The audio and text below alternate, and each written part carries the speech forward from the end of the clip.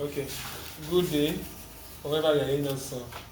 Welcome to our podcast on anti-malarial drugs, right? Now, quickly, we want to look at the pharmacology of some anti-malaria.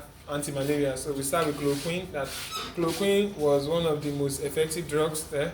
We said chloroquine can be used for prophylaxis and therapy of mild to moderate acute attack of chloroquine sensitive Plasmodium falciparum and P. vivax.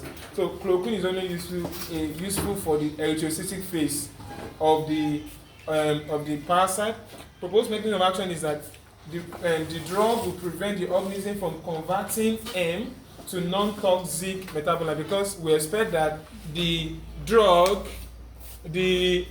parasites will break down the red blood cell, so the hemoglobin component will be broken down to M and other constituents. So the M is prevented from being converted to non-toxic metabolite. So the thing you should know is that it's only primaquine and this other drug, atovaquone progranul, that are active against the hepatic stage of Plasmodium.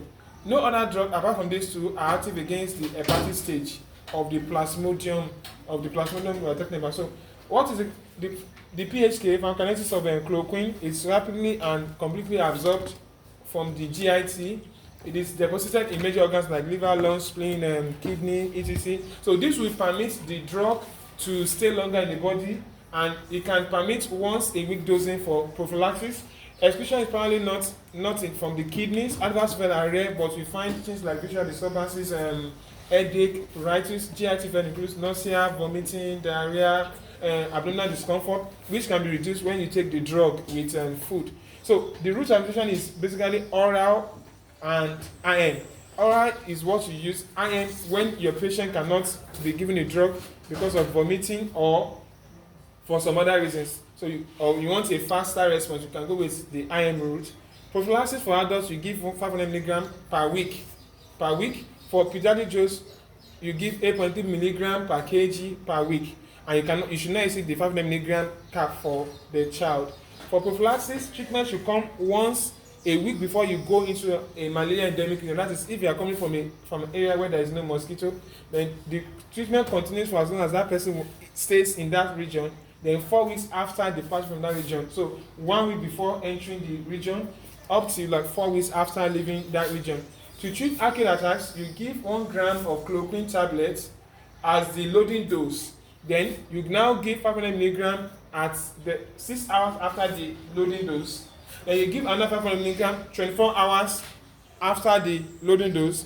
Finally, you give another 500 mg 48 hours after the loading dose. It means that to use it for treatment, you give like 1,500 mg during the first day, 500 mg the second day, 500 mg the third day for adult. So for a child, you give 16.6 mg per kg up to a maximum of 1,000 mg for the first dose, the loading dose. Then you now give the 8.3 mg per kg at the 6th, 24 and 48 hours later.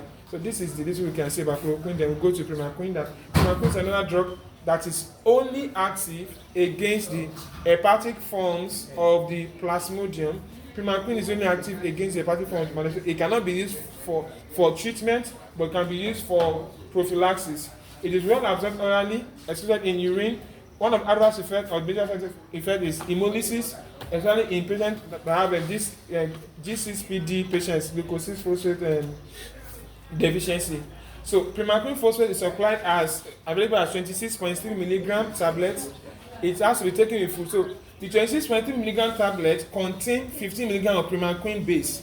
So for P. vivax, the MOA is not clearly established. So for prevention or treatment, you give 2 tablets that will make 30 mg of primaquine base for 2 weeks. And for the child, you give it using the 0.5 mg per kg of primaquine base daily for up to 2 weeks. And that's where we stop for now. Thank you.